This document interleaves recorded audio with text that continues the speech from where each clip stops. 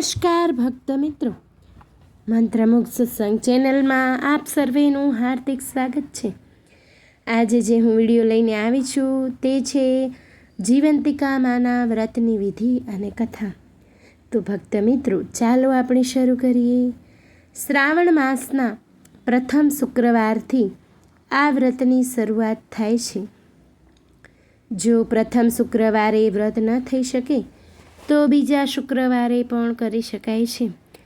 પ્રાતઃકાળે ઉઠીને સ્નાન વિધિથી પરવારી માની તસવીર સામે 5 દિવેટનો ઘીનો દીવો કરવો, અબીલ, ગુલાલ અને પુષ્પોથી પૂજા કરવી, સ્તુતિ પ્રાર્થના કરીને કથા સાંભળવી, પીળા રંગની વસ્તુઓનો ત્યાગ કરવો અને લાલ વસ્ત્રો પહેરવા, પીળા મંડપ નીચે સૂવું નહીં અને ચોખાનું પાણી ઓળંગવું નહીં. કથા પૂરી થયા પછી 5 દિવેટોના દીવાથી આરતી ઉતારવી, ખાંડના શીરાનો કે સાકરનો પ્રસાદ વહેંચવો અને પોતાના સંતાનની રક્ષા માટે માતાજીને પ્રાર્થના કરવી. વ્રતના દિવસે એકટાણું કરવું, જૂઠ્ઠું ન બોલવું, કોઈની નિંદા ન કરવી, આખો દિવસ માના નામના જાપ જપવા. જીવંતિકા માતાનું વ્રત કરનાર સંતાન પર માની અમી દ્રષ્ટિ રહે છે અને તેઓ દીર્ઘાયુષી થાય છે. પ્રાચીન કાળમાં શીલભદ્રા નગરીમાં સુશીલકુમાર નામે એક રાજા રાજ્ય કરતો હતો. તેની રાણીનું નામ સુલક્ષણા હતું. રાજા રાણી ઘણા દાની અને ધર્મનિષ્ઠ હતા તથા બધી વાતે સુખી, પણ તેમને એક વાતનું દુઃખ હતું.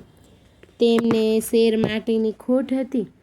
તેમને એક પણ સંતાન હતું નહીં.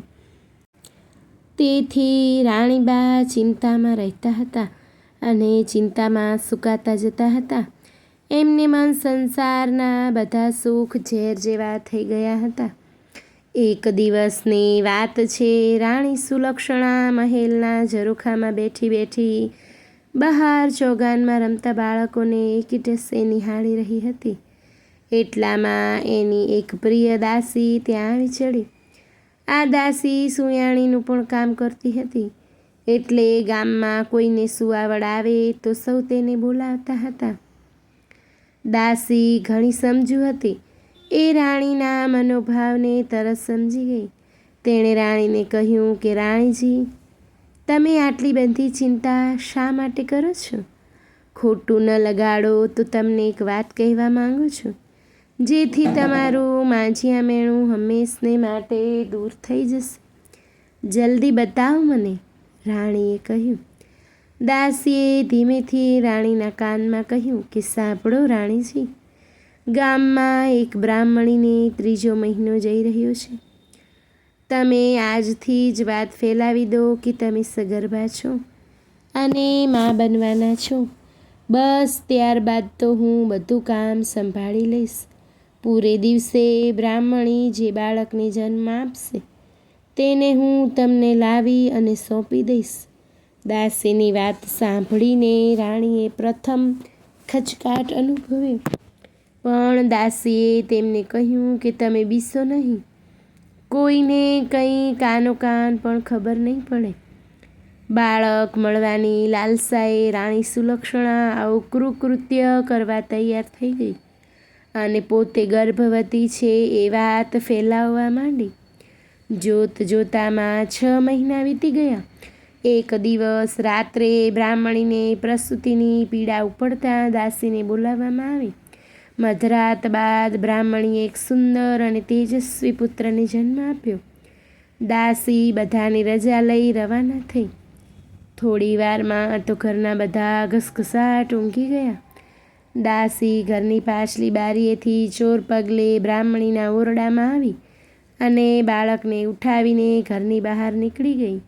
એ સીધી રાણી પાસે પહોંચી અને જઈને બાળક સોંપી દીધું. રાણી તો ખૂબ જ ખુશ થઈ ગઈ. ત્યારબાદ તરત જ મહેલમાં સમાચાર ફેલાવી દેવામાં આવ્યા કે રાણીએ એક સુંદર પુત્રને જન્મ આપ્યો છે.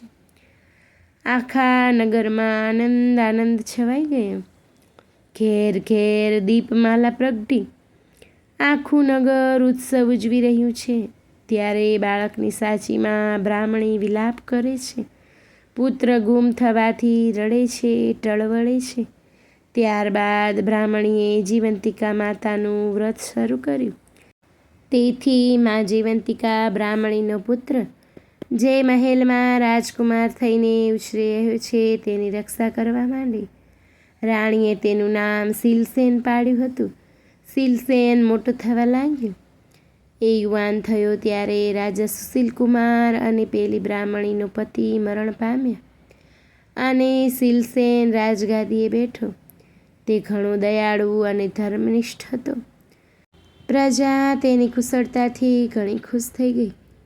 થોડા સમય પછી એ પિતાનું શ્રાદ્ધ કરવા માટે ગયાજી જવા નીકળ્યો. રસ્તામાં એણે એક વણિકના ઘરે ઉતારો રાખ્યો. આ વાણિયાને 6 બાળકો થયા અને વારાફરતી 6ઠ્ઠા દિવસે મરણ પામ્યા. આજે વણિકના ઘેર 7મા પુત્રની છઠ્ઠી હતી. ઘરના બધા જ ઊંઘી ગયા હતા. ત્યારે મા જીવંતિકા શીલસેનનું રક્ષણ કરતા બારણા પાસે ઊભા હતા. મધરાત થતાં વિધાતા વણિકના પુત્રના લેખ લખવા આવ્યા. એટલે જીવંતિકા માતાએ આડું ત્રિશૂળ ધર્યું અને કહ્યું, દેવી વિધાતા, તમે અહીં કેમ આવ્યા છો? વાણિયાની દીકરાની આજ છઠ્ઠી છે એટલે તેના લેખ લખવા આવી છું. મા જીવંતિકાએ વિધાતાને પૂછ્યું કે બહેન, લેખમાં શું લખશો? ત્યારે વિધાતાએ જવાબ આપ્યો કે એના ભાગ્યમાં છે તે લખીશ કે આ બાળક કાલે સવારે મરણ પામશે. આ સાંભળી મા જીવંતિકાએ કહ્યું કે ના ના વિધાત્રી, એવું તમારાથી ન લખાય. જ્યાં મારા પગલાં પડે છે ત્યાં તમે આવું અમંગળ કદાપી ન લખી શકો. માટે આ બાળકનું આયુષ્ય 100 વર્ષનું લખજો. છેવટે વિધાતાએ મા જીવંતિકાની આજ્ઞા માથે ચડાવી દીર્ઘાયુષ્ય લખીને ચાલતા થયા. બીજા દિવસે વાણિયાએ પોતાના બાળકને જીવતો જોયો તો એ ગદગદ થઈ ગયો. તેને ખાતરી થઈ ગઈ કે આ બધું આ મુસાફરના મંગલ પગલાંના પ્રતાપે જ થયું છે. શીલસેન બીજા દિવસે જવા માટે તૈયાર થયો ત્યારે વાણિયાએ ખૂબ જ આગ્રહ કરીને ફરીવાર માટે આવવા કહ્યું. શીલસેને હા પાડી. ત્યાંથી એ ઘણા દિવસે ગયાજી પહોંચ્યો. પોતાના પિતાની શ્રાદ્ધ ક્રિયા પૂરી કરી જ્યાં એ પિંડદાન કરવા જતો હતો ત્યારે નદીમાંથી 2 હાથ બહાર આવ્યા. આ જોઈ શીલસેનના અચરજનો પાર ન રહ્યો. તેણે પંડિતોને આનું કારણ પૂછ્યું, પણ પંડિતો તેનો કોઈ જવાબ આપી શક્યા નહીં. આમાં બીજો હાથ કોઈ દેવીના હાથ જેવો લાગતો હતો. એણે પિંડ એક હાથમાં મૂકી દીધું. આમ શ્રાદ્ધ ક્રિયા પતાવી શીલસેન પોતાને ગામ આવવા ચાલી નીકળ્યો. ફરતો ફરતો શીલસેન બરાબર 1 વર્ષે પેલા વાણિયાને ઘેર આવ્યો અને રાતવાસો રહ્યો. એ દિવસે વાણિયાને ત્યાં ફરી બાળકનો જન્મ થયો. જન્મ થઈને 6 દિવસ થઈ ચૂક્યા હતા. રાત પડતાં જ વિધાત્રી છઠ્ઠીના લેખ લખવા માટે આવ્યા. ત્યાં તો મા જીવંતિકાએ તેમને રોકી 100 વર્ષનું આયુષ્ય લખવા કહ્યું. વિધાતાએ આજ્ઞા માન્ય રાખી.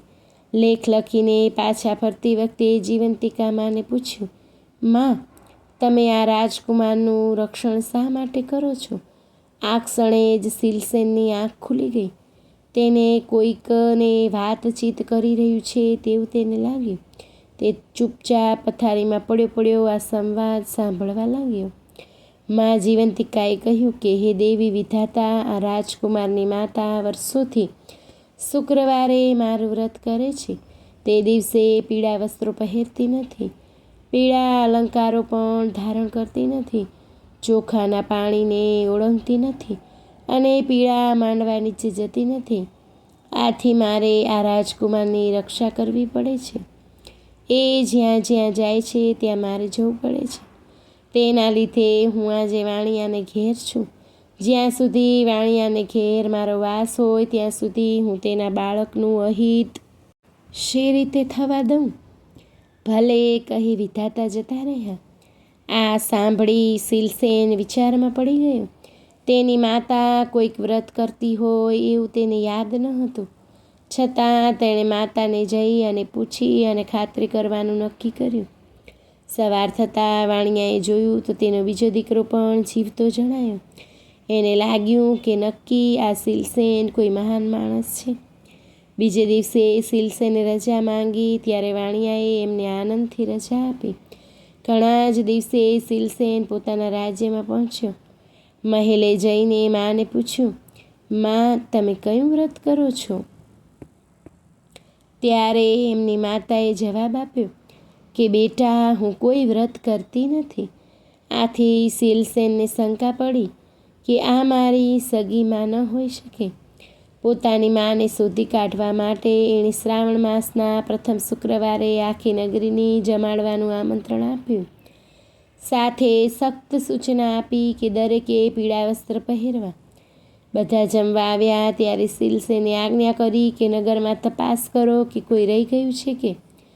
થોડી વારે અનુચરોએ આવીને કહ્યું કે એક બ્રાહ્મણી પીળા વસ્ત્ર પહેરીને આવવાની ના પાડે છે.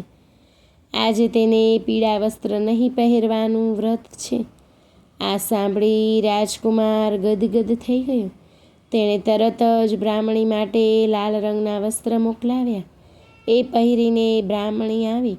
શીલસેન સામે આવતાં જ એના ધાવણમાંથી દૂધની ધાર છૂટી અને શીલસેનના મોંમાં પડી.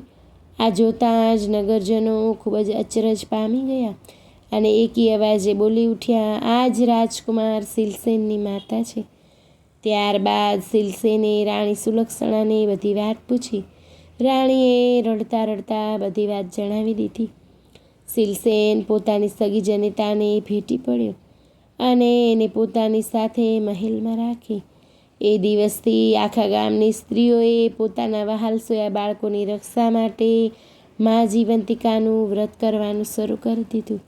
શીલસેને વર્ષો સુધી સુખપૂર્વક રાજ્ય કર્યું.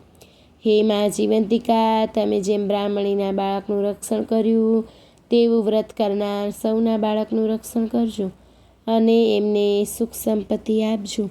તો બોલો શ્રી જીવંતિકા માત કી જય. ધન્યવાદ ભક્ત મિત્રો. જો આપ લોકોને વિડીયો ગમ્યો હોય તો લાઈક કરજો, ચેનલને સબસ્ક્રાઈબ કરજો અને બેલ આઇકન દબાવવાનું ભૂલતા નહીં.